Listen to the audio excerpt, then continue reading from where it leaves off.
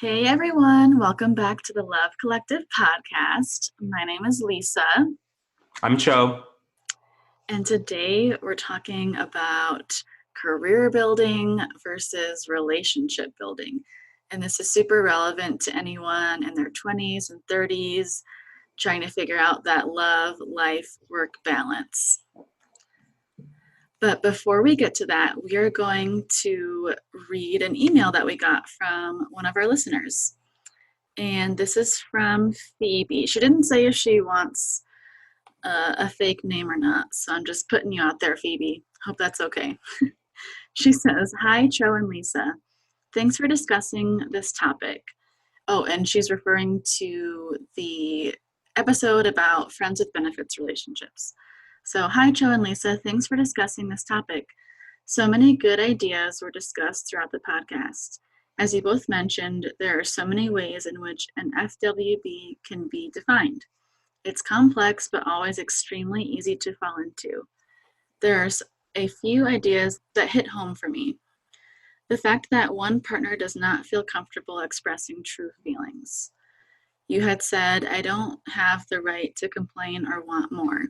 And I've experienced this in my personal life, and it's so true.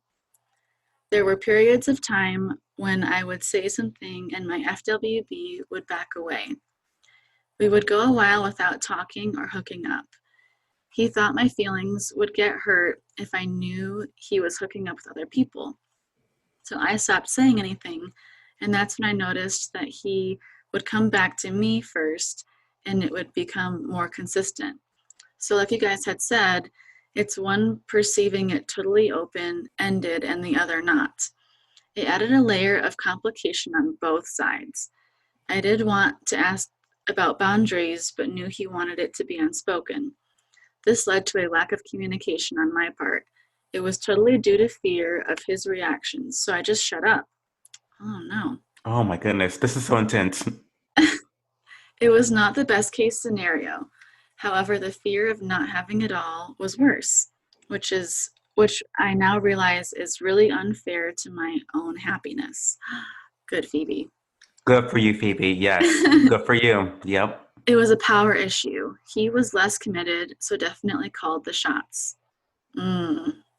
Looking back now, I know that I wasted my time. I would say I was 90% committed to him. I thought over time it would eventually turn into something. So my question is how to ask, how to approach and ask how they are feeling. And then she says, "Oh, and the movie Friends with Benefits. Of course they end up together. And yes, it does get messy. Thanks." Oh, thank you for emailing us, Thank Phoebe. you so much, Phoebe. That was so thoughtful of you. I do want to say one thing before we even get to answering your question. I would not look at it as a waste of time because I think that you learned some really important things about yourself. You learned some really valuable lessons about how you need to set boundaries for yourself, and what it means to be in a relationship that isn't really serving all of your needs. So, for that alone, look at it in a positive light of learning things about yourself and what you need out of life. Phoebe, you say in the email that you did want to ask about boundaries, but you knew that he wanted things to be unspoken. And then you say that this led to a lack of communication on your part, and so you just shut up. And when I read that, I immediately thought, don't blame yourself for that situation because it sounds like you gave an effort to have good boundaries or to have that communication going on, and he was really putting on the resistance. So at least you made an attempt there. And I think that's really what your question is about. How do you talk about those boundaries? How do you bring it up without the person becoming kind of defensive? Right, right, And it's important that both people can express how they're feeling in the FWB relationship. So if he was kind of putting on the brakes to talk about it, that kind of puts you in a difficult situation because you are just trying to get clarity on what's going on. So try not right. to be too hard on yourself. And I totally agree with Cho that This is a learning experience, and beating yourself up about it isn't going to help in the long run. Just see it as a learning situation. Right. And to get to the meat of your question, I think this is going to sound like so simple and so lame, but it really just takes courage. You have to be willing to lose something that isn't really good for you overall in order to ask those important questions about the relationship. So I know that yes, you are operating out of fear. That's why when you say in the email that you just shut up, that's because you were afraid of the answers he would give you. So basically, that was just a way of settling, which we know you don't want to do. So really, it just takes a little bit of courage to say, hey, we need to talk about this. I want to express myself honestly because you are my friend. First and foremost, you're my friend, and I want to express myself to you. And that will lead to um, where the relationship will direct itself in the future.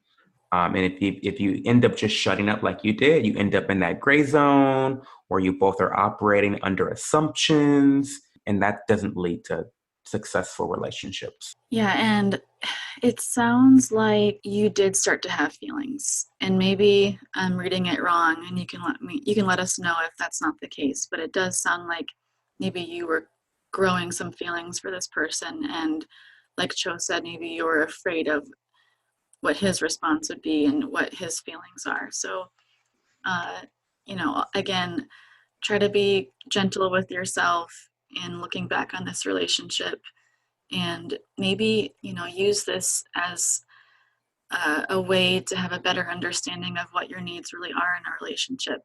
Maybe an FWB relationship just isn't for you, in the sense that you did want that commitment and you were looking for things to be more exclusive. And that's totally okay. Yeah, that's totally okay. Yeah. FWB relationships are not for everyone. And maybe this was a sign that that's kind of the category that you fall into. Yeah, definitely agree there. That's really important because I think that when you listen to the episode, we kind of explain to everyone listening on how to have a successful FWB, but that doesn't necessarily mean that you need to be in an FWB. I think that advice is just for those that people happen to be in those relationships. Yeah, but you don't have to do that. Like I know right now in my headspace, I could never imagine myself being in an FWB. And that's okay to have those feelings.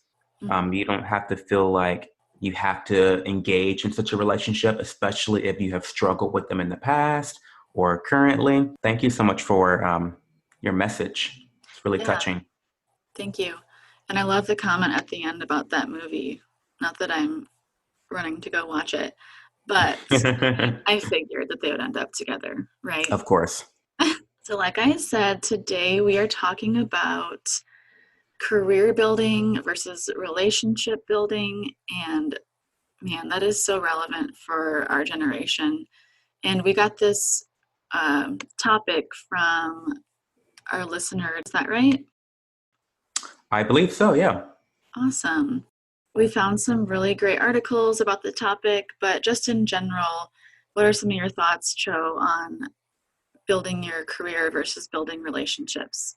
It's tricky. I want to say right off the bat, it's tricky. Also, I do want to shout out Dorothy too. I think she's another person that wanted us to talk about this topic. But yeah, it's tricky because relationships are important, careers are important. They're both really, really important things. When you think about your job, you spend on average 8 hours a day at your job. That is a third of your day.